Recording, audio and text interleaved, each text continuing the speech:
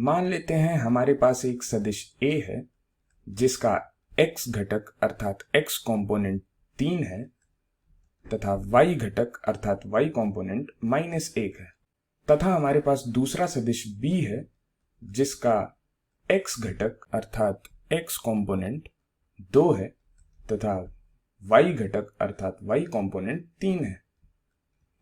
अब हम इन दोनों सदिशों को जोड़ना चाहते हैं, तो इन दोनों सदिशों का योग क्या होगा? आप वीडियो को रोकें और खुद से विचार करें कि इनका योग क्या होगा। तो चलो इसको यहाँ पे हम जोड़ते हैं। तो यदि हम सदिश a को सदिश b से जोड़ना चाहें, अर्थात सदिश a तथा सदिश b का यदि हम योग लिखना चाहें, तो इनका योग क्या होगा? अर्थात सदिश a तथा सदिश b का परिणामी सदिश अर्थात रिजल्टेंट वेक्टर क्या होगा? तो एक तरीका सोचने का यह है कि हम जब सदिश a तथा सदिश b को जोड़ रहे हैं तो हम इनके संगत घटकों अर्थात करस्पॉन्डिंग कंपोनेंट्स को जोड़ते हैं। तो यह बराबर होगा, चूंकि सदिश a का x कंपोनेंट 3 है तथा सदिश b का x कंपोनेंट 2 है, तो यहां पर इन दोनों का योग होगा, अर्थात यहां होगा 3 + 2, सदिश a तथा सदिश b के y कंपोनेंट्स को हम यहां पे जोड़ेंगे तो यहां आएगा -1 + 3, तो यह बराबर होगा 5, 2 के। तो सदिश a तथा सदिश b का जो परिणामी सदिश मिला है हमें, वो उसको हमने 5, 2 से लिखा है। तो यह हमने सरलता पूर्वक कर लिया है, अर्थात हमने सदिशों को आसानी से जोड़ लिया है।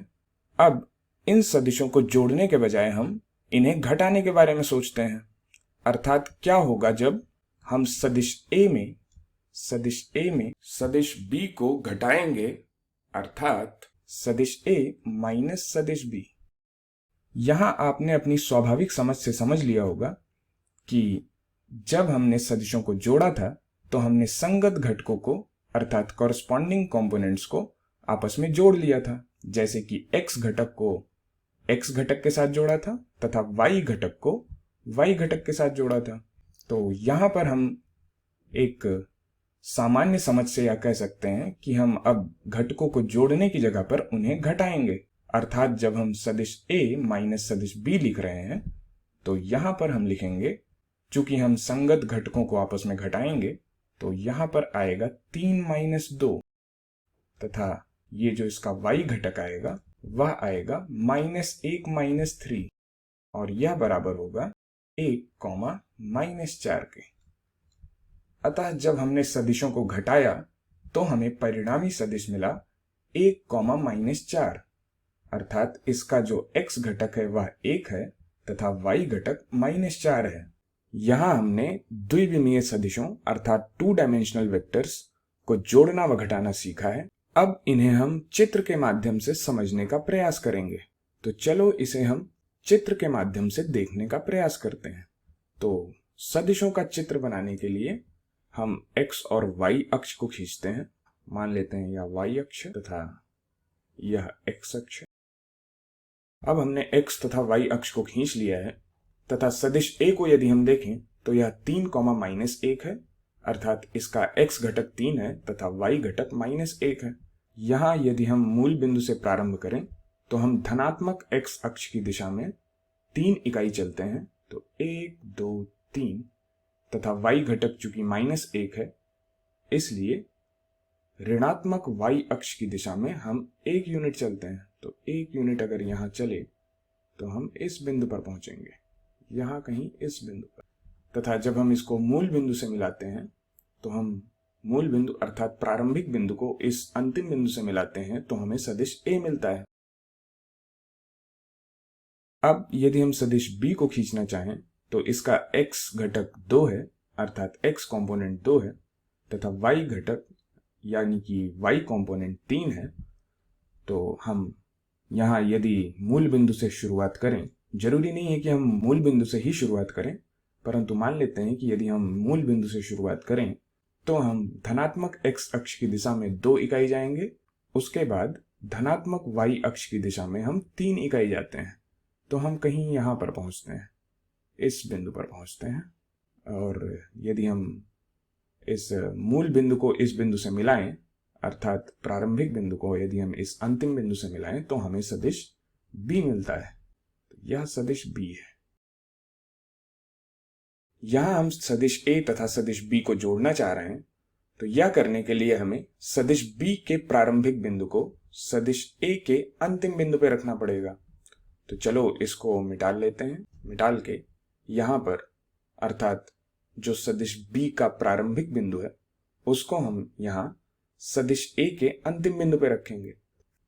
चूंकि सदिश b का x घटक 2 है, तो इस बिंदु से 2 इकाई दाहिनी तरफ हम x अक्ष की दिशा में चलते हैं तथा इसका y घटक 3 है, तो हम ऊर्ध्वाधर दिशा में अर्थात वर्टिकल डायरेक्शन में हम यानी कि धनात्मक y अक्ष की दिशा में हम ऊपर की तरफ चलते हैं और 3 इकाई यहां से चलेंगे। तो हम 2 इकाई यहां पर आए, उसके बाद यहां से 3 इकाई ऊपर गए, तो 1 2 तथा 3, तो 3 इकाई कहीं यहां पर पहुंचेगा, इस बिंदु पर पहुंचेंगे। तो अब यदि हम इस प्रारंभिक बिंदु को प्राप्त अंतिम बिंदु से मिलाएं तो हमें वेक्टर b मिलता है। तो यह वेक्टर a है तथा यह जो है वह वेक्टर b है।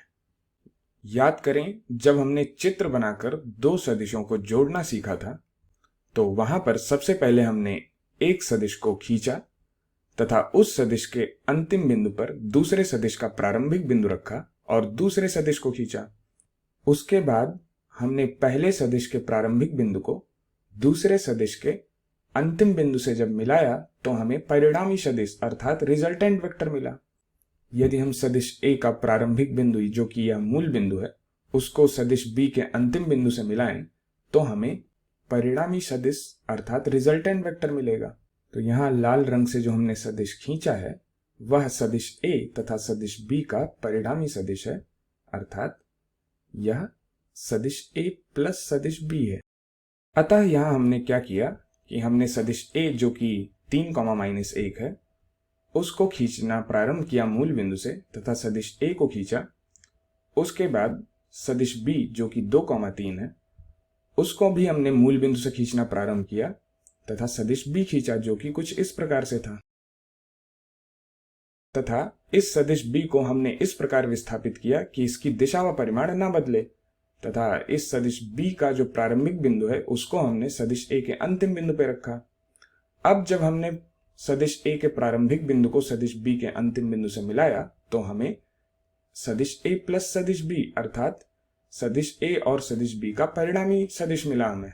अब यदि हम दोनों सदिशों के योग को ऊपर देखें तो हमें यहाँ पर सदिश a प्लस सदिश b हमें मिला था 5,2 तथा यहाँ पे जो हमने चित्र में खींचा है सदिश a प्लस सदिश b को जो खींचा है उसको यदि हम देखें तो वह क्षैतिज दिशा में अर्थात हॉरिजॉन्टल डायरेक्शन में वह 5 इकाई दूरी पर उसका सिरा मिलता है हमें तथा ऊर्ध्वाधर दिशा में अर्थात वर्टिकल डायरेक्शन में उसका सिरा हमें 2 इकाई दूरी पर मिलता है। तो हम कह सकते हैं कि यह जो सदिश है वह कुछ और नहीं बल्कि 5,2 ही है।